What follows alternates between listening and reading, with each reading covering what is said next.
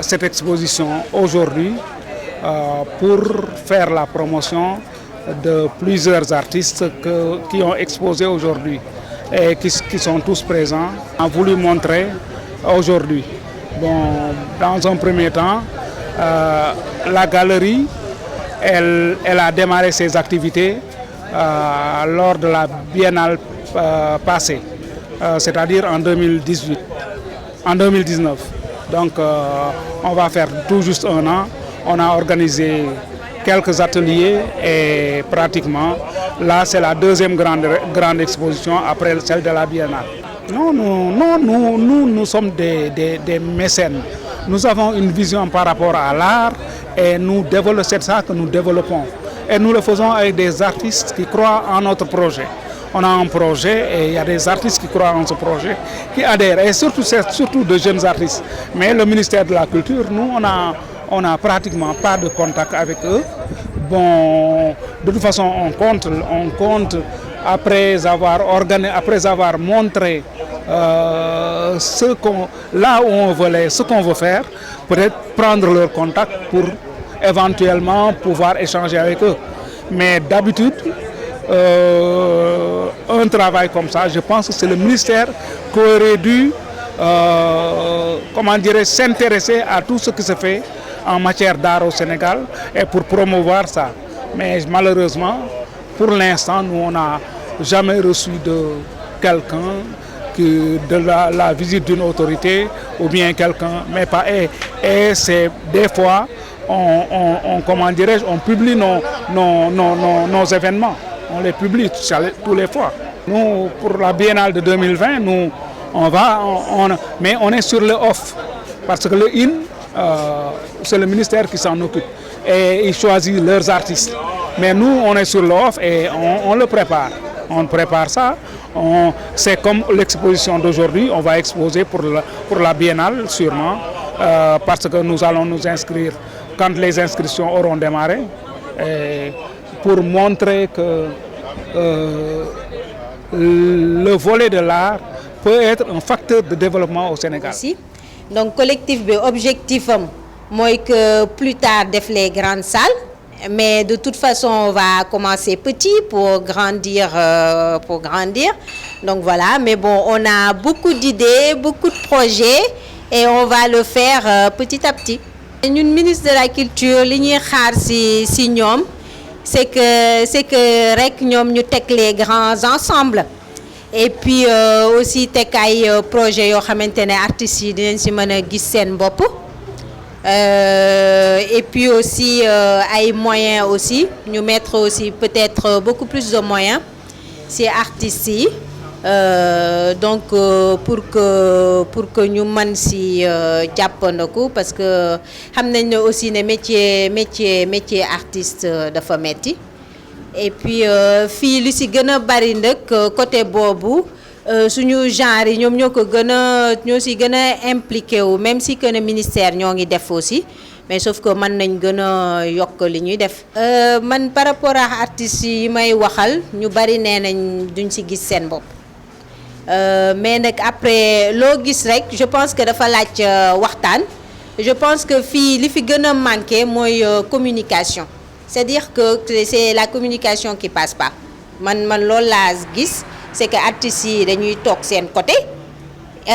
ministère aussi toog côté. En fait photo bi maa ngi ko tuddee góorgóorlu waaw góorgóorlu maanaam ñi nga xam ne ñoom ñooy ni ko tedd ci seen liggéey.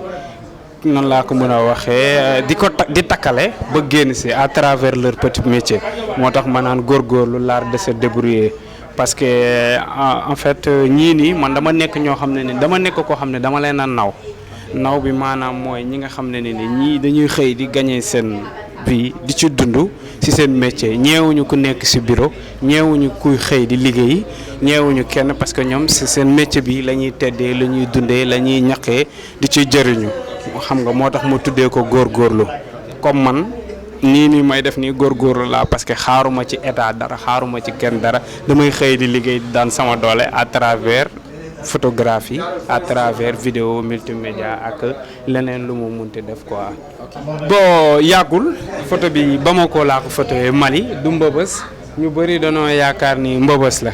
mais du Mbëbës Bamako laa ko photoyee parce que damay faral di voyager te saa yu ma voyager damay bëgg dëkk bu ma dem ma immortaliser fa ay moment dafa bokkoon ci thème bi ma doon def bu tudd góorgóorlu te dafa collé woon trop ak thème bi boo waxtaanalee ak ñoom da ngay xam ni carrément ñii dañuy daan seen doole ni ko gars yi di waxee xaaruñu kenn ci dara namuñu kenn lu dul ñaq jëriñu pour man àddina liggéey rek moo am solo moo tax ñu nekk ñu ma naw soo xoolee ay dawalkatu pousse-pousse lañ ay nu mu tëddee ay yëndukatu saaku dañoo kontaan ci seen liggéey quoi man aussi pour man comme ni ma koy waxee miroiru société bi la quoi en tant que photographe war naa di mun a véhiculer samay message di ko jàllale xam nga ñëpp di ko xool di ma naw di ci kontaan parce que photo art la comme yeneen art yi parce que comme man mun naa ni ne damay wax ni je suis le photographe photogénique juste dans l'humour xam nga mais aussi je suis l'homme qui se promène avec le miroir de la société maanaam damay dox ak métitu ak message de société bi fu ma romb image yu ma capté pour man dafa war a explicite waratuma photo par rapport ak photo nii parce que léegi ku nekk yaa ngi ak sa téléphone war nga mën a photo mais bëgg naa le fait que boo xoolee sama photo rek nga xam ne lii photographe moo ko photo léegi pour sol mbubbu photographe boobu pour man war nga mun a am beneen message booy véhiculer maanaam ku xool sa photo rek naw ko bëgg ko am lu mu si gis am message am lenn li nga xam ne mooy jàngat gi man noonu laa ko gisee ministre bi nag comme ni nga koy waxee bon art la quoi nañ ñu jàppale ñun ñëpp muy man muy sama artiste morom peintre yi ak lu mu mënta doon vidéaste parce que def naa ay film mais dawagul Sénégal comprendre nga am na ñu ko jot a seetaan ne nañ ma noo nii naka nga ko mën a defee gars yi xamuñu la ma ni kon non. mais film boobu fan nga ko tourné. fii laa ko tourné sur l'initiation des femmes Joola au bois sacré buy wax sur waxul buñ ni initiation ñu bëri dañoo yaakaar affaire excision la wala non bii day jox gëdd jigéen day jox jigéen dooleem day jox jigéen ni ko gars yi di waxee valeur bu amul fenn ma tourné ko ñëpp dañoo am tendance di def mooy bu court l'initiation des hommes man j'ai préféré faire l'initiation des femmes au bois sacré après ma defaat aussi l'immigration clandestine moom mooy l'aventure incertain mooy buy wax ci gars yi nga xam ne dañuy voyage yi xam nga pour man war nga mën a tekki saa nga dem mais tamit war nañ mën a xam pourquoi booy di dem lan moo leen siy dugal ñi dem boobu beneen film la ma def aussi li si laa wu fausse benn tubaab bu ñëw fii pour jaay aussi culture Casamance culture Sénégal et tout muy trois ma def confession d'un drogué pour lancer message jeunes yi nga xam ne ñooy drogué wu xam nga wala jeunes yi nga xam ne dañoo jël yoon pour yàqu-yàqu en fait loolooy tax mooy refléter comme miroir de la société di génnee lu société bi di dund. waaw mooy nañu soutenir artistes yi. te Sénégal ñun dañu war a toll foo xam dëkk boo xamante ne dañu war a yeewu xam lan mooy art xam lan mooy culture. que ni culture bi du ay tëgg bongo ay mbalax ak affaire yooyu noonu art bi art visuel dafa bokk ci loo xamante ne day dundal dëkk. lii boo xoolee ay extérieur affaire yooyu ñoom lii bokk na li gën a développé seen dëkk ñun sénégalais da ngay gis kuy ñëw sa atelier day xool ne tableau yi rafet na nii nangam mais waxu jënd du ko wax il préfère que dem jëndi cheveux naturel bu 300000 wala jëndi type xeesal wala ay pose ongle wala ay pose xeef këpp moom mu jënd tableau art. da ngay may sénégalais tableau sax mu dem sànni ko ci waañam. loolu dama bëgg rek ñu delloowaat xam nga valeur artistes yi jox leen seen gëdd. buñ leen mënul jàppale ñu soutenir ñu.